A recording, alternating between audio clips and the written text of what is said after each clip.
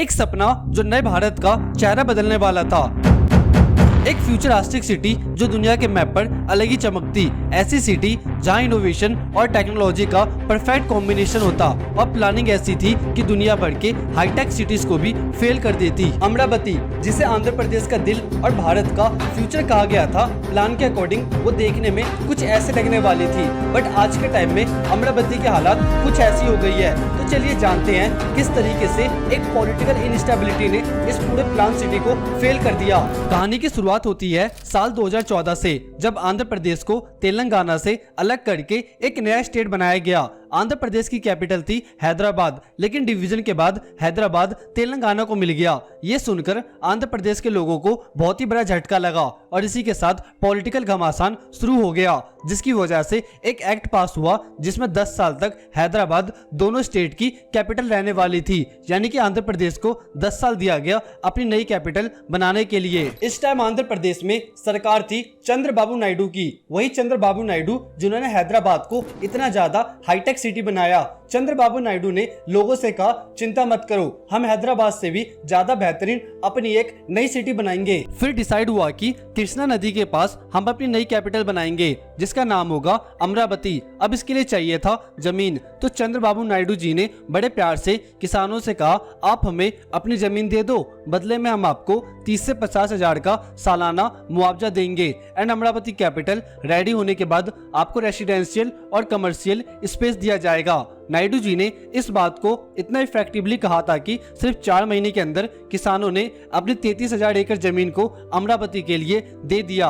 अमरावती की प्लानिंग कुछ अलग ही लेवल पर थी। ये सिटी बनने वाली थी एक वर्ल्ड क्लास कैपिटल जिसमें सब कुछ एडवांस और वेल ऑर्गेनाइज होता। सिटी को 9 जोन में डिवाइड किया गया था, जिसमें रेसिडेंशियल, कमर्शियल, इंडस्ट्रियल और इंस्टीट्यूशनल एरिया इंक्लूडेड था। हर जोन में प्रॉपर इंफ्रास्ट्रक्चर, रोड और ग्रीन स्पेस का ध्यान रखा गया था।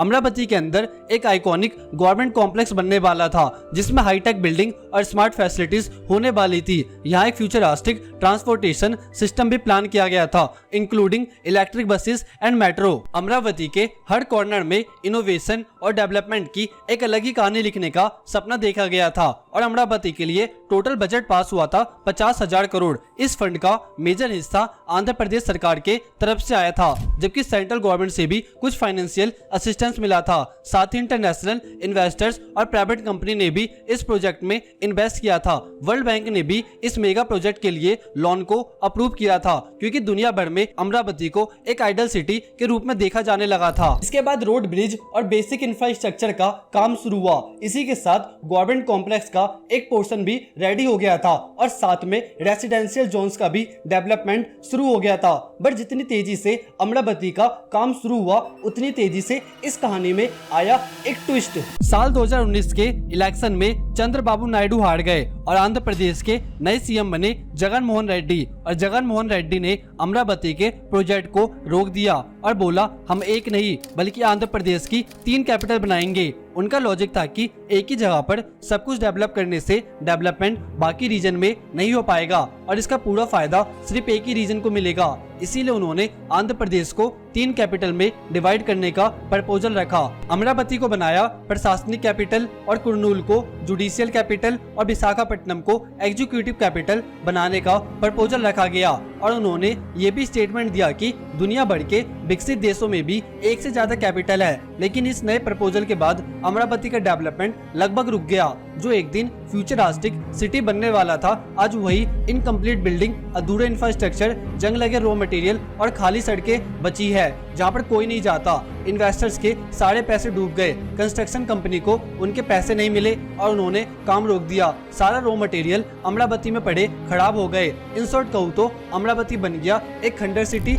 जिन किसानों ने अमरावती के लिए अपनी जमीन दी थी, उनको रेड्डी साहब ने मुआवजा देने से मना कर दिया, जिसकी वजह से किसानों को बहुत ही ज्यादा नुकसान हुआ। ना पैसा मिला, ना जमीन। फ्रस्ट्रेटेड किसान प्रोटेस्ट पर उतर गए और हाई कोर्ट ने उनके हक में फैसला सुनाया, लेकिन जगन मोहन रेड्डी ने इस फैसले को मानने से इनकार कर दिया और इस फैसले को सुप्रीम कोर्ट में चैलेंज कर दिया। जहां पर अमरावती का सपना टूटता हुआ दिख रहा था, वहीं इस कहानी में आता है एक और ट्विस्ट। साल 2014 के इलेक्शन में रेड्डी साहब हार गए और दोबारा से सरकार बनी चंद्रबाबू नायडू की। शपथ लेते ही नायडू जी का सबसे पहला वादा था कि हम अमरावती को ही आंध्र प्रदेश की कैपिटल बनाएंगे और इसे दोबारा से डेवलप करेंगे एंड सिर्फ 5 साल के अंदर इस कैपिटल को रेडी करके दिखाएंगे। इसके बाद लोगों में जगी एक उम्मीद की नई किरण और किसानों ने भी अपना प्रोटेस्ट बंद कर दिया।